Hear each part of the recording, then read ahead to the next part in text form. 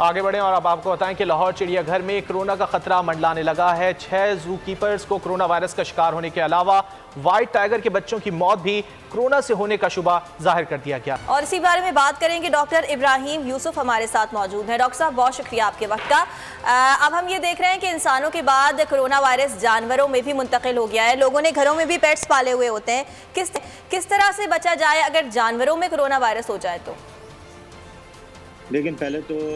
ये है कि जानवर हमारे मैमल्स ही हैं, जो हम हैं हमें भी मैमल्स कहा जाता है और जानवरों को भी मैमल्स कहा जाता है, जिसमें इन्फेक्शन रेशो उसी तरह है जैसे ह्यूमन बींग्स को होता है, इसी तरह किसी भी जानवर को हो सकता है जो भी पेट्स हों।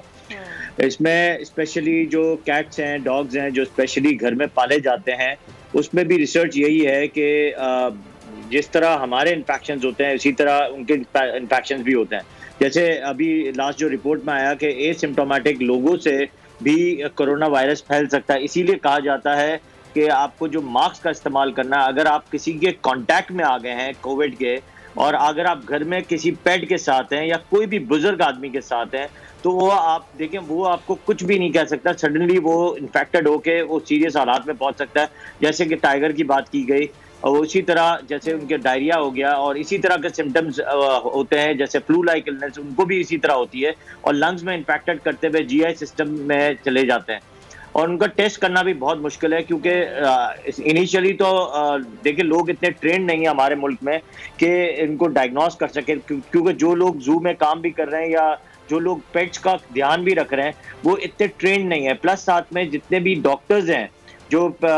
वेटेरियंस डॉक्टर्स जो हैं, वो भी इतने ट्रेन नहीं है जिस तरह वो कोविड को ट्रेनिंग कोविड की ट्रीटमेंट की ट्रेनिंग ले चुके हो या वो ट्रीट कर सकते हैं। क्योंकि एक तो बेसिक ये है कि यहाँ पे एक बहुत बड़ा मसला है कि कोविड का टेस्ट जिस तरह हम नेजल स्वैब लेके करते हैं, जानवरों में 2 प्रोसीजर से किया जा सकता है, या तो नेजल से या फिर पर रेक्टल करते हैं, यानी पॉटी की जगह पे जो इंसानी फजला जहाँ से निकलता है उसी तरह वहाँ पे हम पॉटी की जगह पे करते हैं। लेकिन प्रॉब्लम ये है कि उनको करने के लिए वो टीम मौजूद नहीं है यहाँ पे कि उसको एक अर्जेंटली डायग्नोस किया जाए। जिस तरह हम ह्यूमन बींग्स को हम लाखों के हिसाब से टेस्ट कर रहे होते हैं, इस तरह जानवरों को हम फौरी तौर पे टेस्ट नहीं करते हैं और सडनली जो है वो इन्फेक्टेड। ठीक है डॉक्टर साहब, ये बताइएगा कि अब जब जानवरों में कोरोना टेस्ट करने में इतनी मुश्किलात है, लेकिन हम ये देख रहे हैं कि कोरोना वायरस जानवरों में भी पाया जा रहा है, कितनी अलार्मिंग सिचुएशन है ये?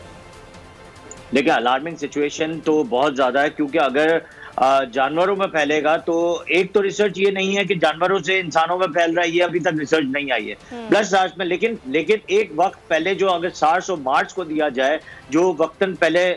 पुराने ज़मानों में आया था, तो वो जानवरों से ही इंसानों में फैला था। तो ऐसा ना हो कि अगर जानवरों में फैलना शुरू हो और रिसर्च के हिसाब से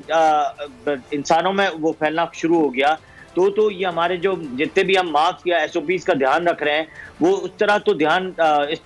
तरह तो बहुत ज़्यादा इन्फेक्शन हमारे पूरे वर्ल्ड में फैल सकता है। क्योंकि अगर लास्ट आप रिपोर्ट पढ़ें तो न्यूयॉर्क में भी एक टाइगर की डेथ इसी तरह हुई है कोरोना वायरस से, और इसी तरह बहुत सारे इन्फेक्शन अगर आप देखें कोरिया में या जापान में या चाइना में, और मिनिक बहुत इंपॉर्टेंट एक जानवर है उसमें बहुत ज़्यादा पाया गया है, जिसकी बहुत ज़्यादा जो इनकी स्किन और फर जो है वो यूज़ किया जाता है चाइना में। और इस तरह जो है बहुत सारा इन्फेक्शन अगर फैल गया तो हमारे ह्यूमन बींग्स के लिए बहुत बड़ा एक इशू बन जाएगा और हमारे एसओपीज का जो हाल है वो ज़ीरो हो जाएगा।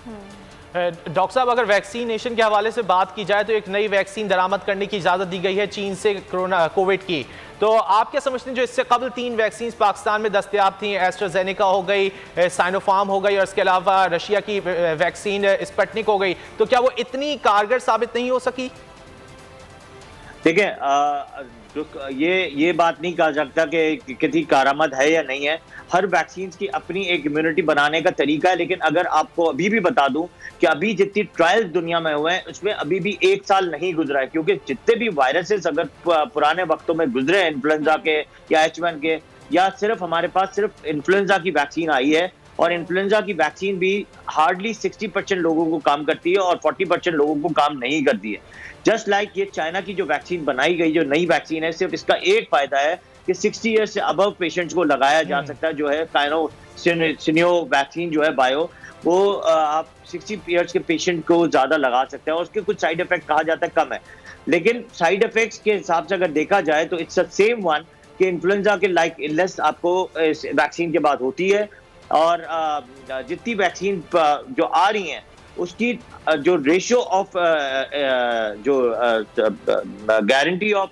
जो लाइफ है, उसकी लाइफ स्पैन है बॉडी में, वो हमें 100% तो नहीं, सिर्फ हम कह सकते हैं कि 60% काम कर सकती है, क्योंकि बॉडी टू बॉडी एक इफेक्ट करता है वैक्सीन पे। ठीक है, डॉक्टर इब्राहिम यूसुफ हमारे साथ मौजूद थे।